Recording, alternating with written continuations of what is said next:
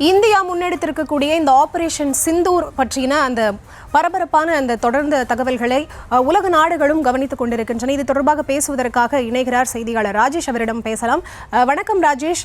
இந்தியாவை பொறுத்த வரைக்கும் பாகிஸ்தானை காட்டிலும் பொருளாதாரத்தில் ஒரு முன்னடைந்த ஒரு நாடு. பாகிஸ்தான் ஒரு பின்தங்கிய நாடாக தான் இருக்கு. அப்படி இருக்கிறப்ப இந்த ஆபரேஷன் சிந்தூர் மேற்கொள்வதற்கு முன்னாடி என்ன மாதிரியான விஷயங்கள்ல இந்தியா கவனம் செலுத்தியிருக்கும்னு நினைக்கிறீங்க?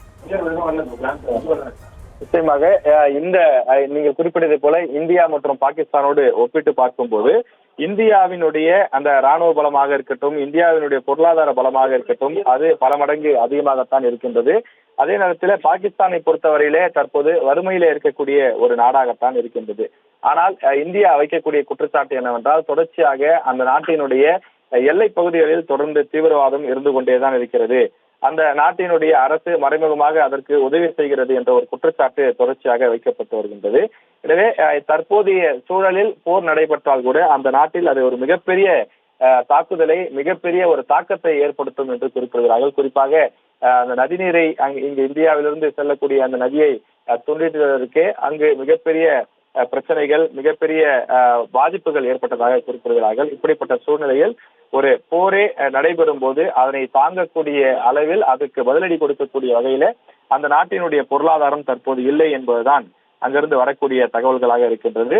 ஆனால் தொடர்ச்சியாக இந்தியாவினுடைய எல்லை பகுதியிலே நடைபெறக்கூடிய இந்த பயங்கரவாத சம்பவங்கள், அங்கு தீவிரவாதிகளுக்கு நடக்கக்கூடிய அந்த ஒத்திகை பயிற்சிகள், அவர்களுக்கு வழங்கப்படக்கூடிய அந்த ஆயுதங்கள் போன்றவை எல்லாம் இந்தியாவை தொடர்ந்து அச்சுறுத்தக்கூடிய வகையிலே இருக்கின்றது. எனவே எங்களுடைய நோக்கம் பாகிஸ்தானையோ பாகிஸ்தானுடைய ராணுவத்தையோ நாங்கள் குறிவைக்கவில்லை என்று காலையில பேட்டி கொடுக்கும் போது தெளிவாக அதிகாரிகள் குறிப்பிட்டிருந்தார்கள். எங்களுடைய நோக்கம் தீவிரவாதத்தை அளிப்பது மட்டும்தான். பஹல்காமிலே யார் எங்களுடைய நாட்டின் மீது, எங்களுடைய குடிமக்களின் மீது தாக்குதலை நிகழ்த்தினார்களோ அவர்களை திருப்பி தாக்குவதும் அவர்களுடைய நிலைகளை அழிப்பதும் தான் எங்களுடைய நோக்கமே தவிர பாகிஸ்தான் மீது எங்களுக்கு எந்த விதமான ஒரு குறிவைப்பும் கிடையாது என்று விளக்கமாக அவர்கள் சொல்லியிருந்தார்கள்.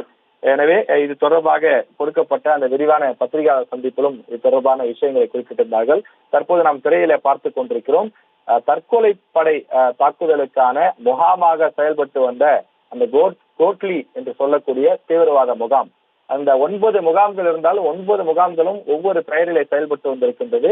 ஒவ்வொரு விஷயத்திற்காக அவை பயன்படுத்தப்பட்டிருக்கின்றன. தீவிரவாத பயிற்சி கொடுப்பது, அவர்களுக்கு தேவையான ஆயுதங்களை தயாரிப்பது, அதே போல தீவிரவாதிகளை உருவாக்குவது, அவர்களுக்கான ஆலோசனைகளை கொடுப்பது, இப்படி ஒவ்வொரு முகாமிலும் ஒவ்வொரு விதமான அந்த தீவிரவாத பயிற்சிகள், தீவிரவாதம் சம்பந்தமான நிகழ்வுகள் நடைபெற்று வந்ததாக இந்திய ராணுவம் குறிப்பிடுகின்றது. இது தொடர்ந்து கண்காணிக்கப்பட்டு அதற்கு தேவையான ஆதாரங்கள் எல்லாம் திறக்கப்பட்டு பஹல்காம் சம்பவத்திற்கு பதிலடி கொடுக்கக்கூடிய வகையிலே இந்த முகாம்களை சேர்ந்தவர்கள் தான், இங்கு பயிற்சி எடுத்த தீவிரவாதிகள் தான் இந்தியாவிற்குள் வந்து பஹல்காமிலே இந்த தீவிரவாதத்தை நடத்தினார்கள்.